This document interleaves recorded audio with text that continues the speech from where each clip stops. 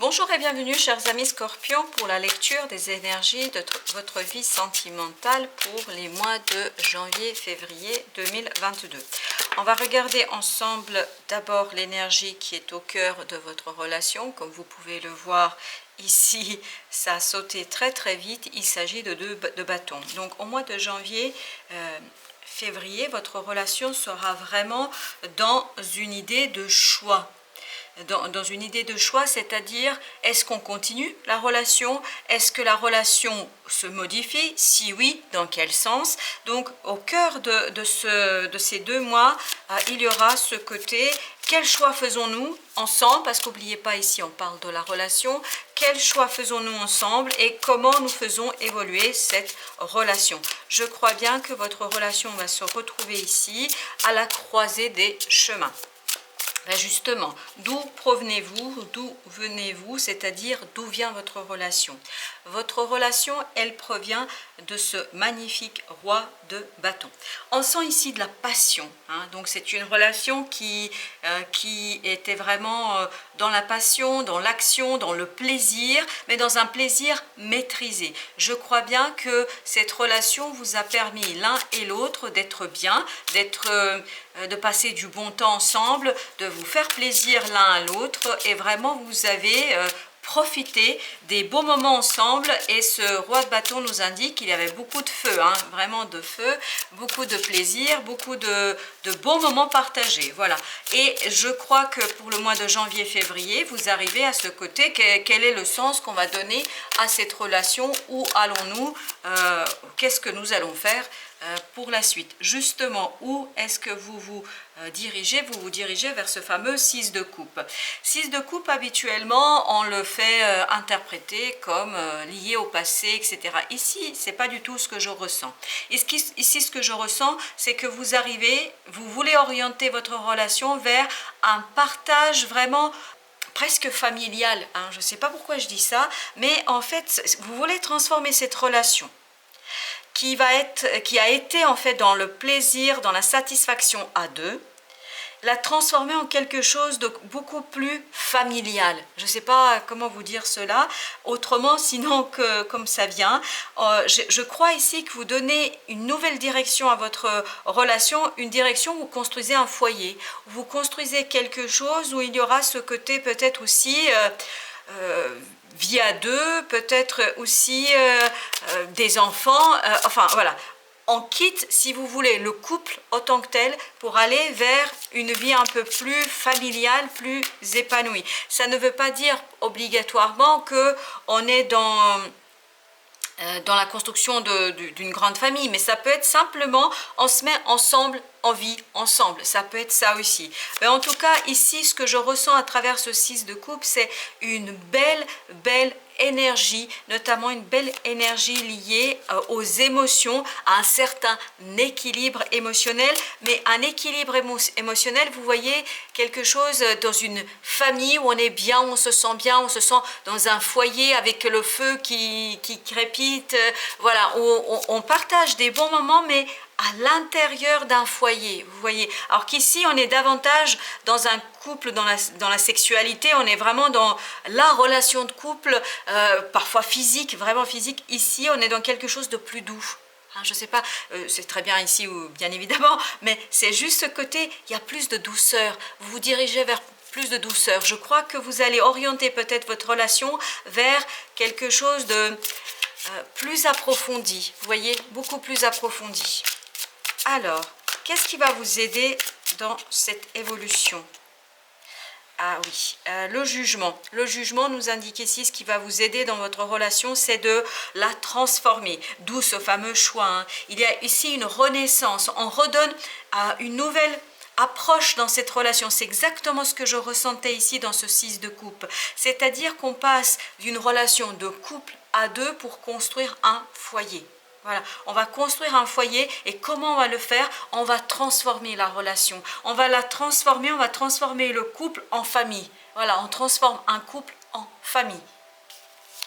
J'ai rien d'autre à vous rajouter parce que c'est tellement évident que je ne peux pas vous dire autre chose. Alors, Il y a certainement des défis comme toujours. Alors quel est ce défi pour votre relation?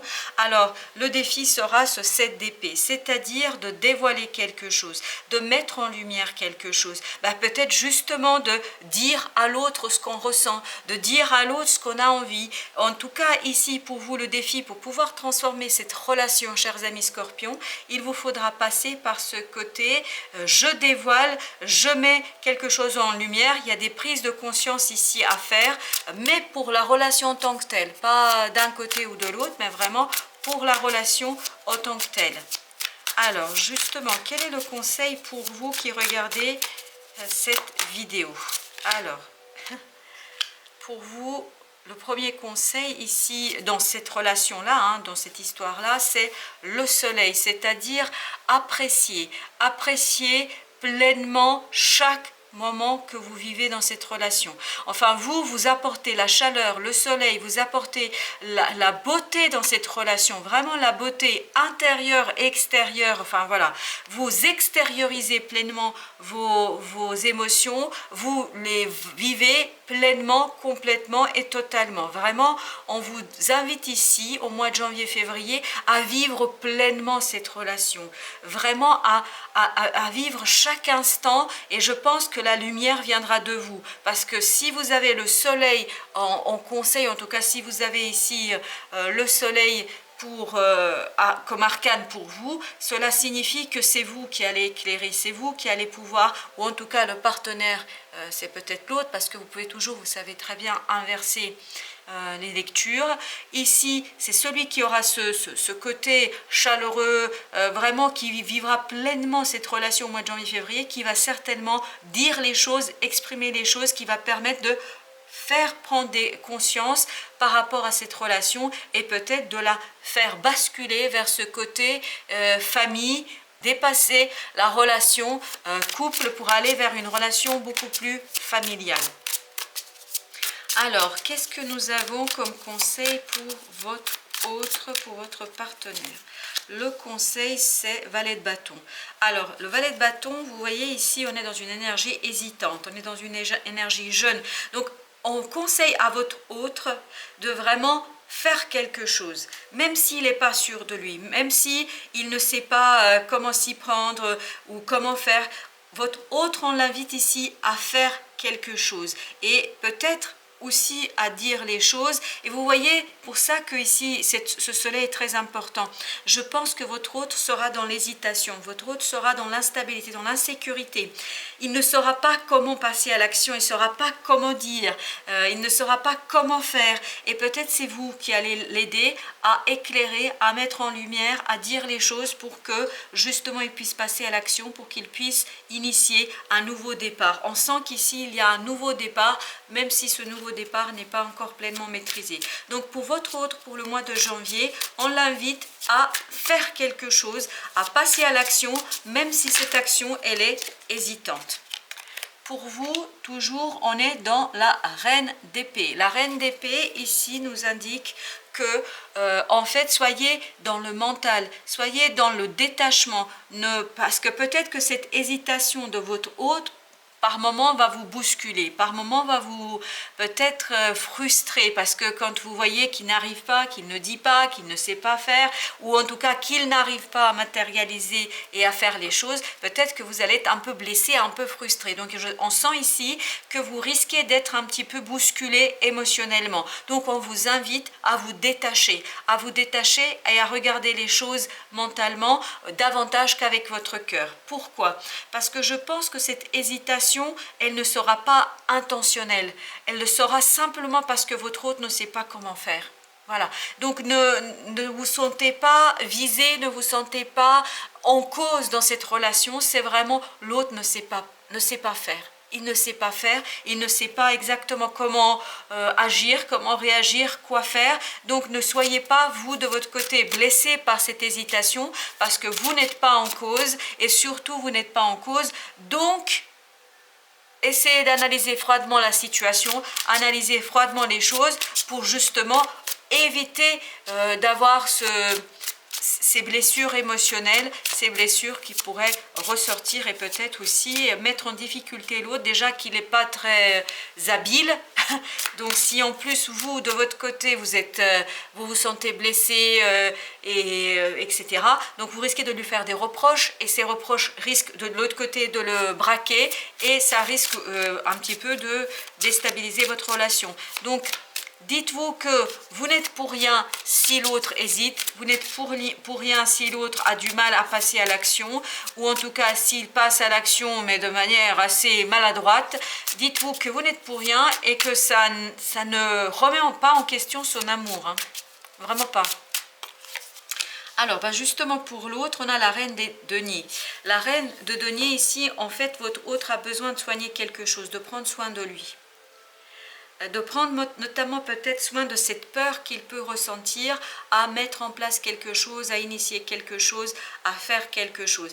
Ici, vraiment, on l'invite, votre autre, à prendre du temps pour soi. Et donc, peut-être aussi, ça peut être pour vous un petit peu bousculant, un petit peu pas évident, pas simple. Donc, peut-être que si vous prenez le temps, vous, de votre côté, de lui laisser un peu d'espace, peut-être qu'il aura aussi la possibilité de soigner une peur, une hésitation. Il y a quelque chose qui ne lui permet pas de passer à l'action. Donc, si vous faites les choses de manière assez posé, sans trop de faire de reproches, et si vous rentrez dans cette énergie du soleil, c'est-à-dire vous appréciez le moment présent, je crois que vous allez lui donner un coup de main pour qu'il soigne une peur, une hésitation, et peut-être qu'il va vous dévoiler quelque chose, il va vous dire des choses qui vont vous permettre justement, de faire évoluer votre relation. Je pense que c'est vraiment lié à ça. C'est pour ça que je vous disais tout à l'heure, c'est celui ou celle qui a ce soleil, celui ou celle qui a cette énergie de soleil qui va en fait pouvoir déclencher les choses, qui va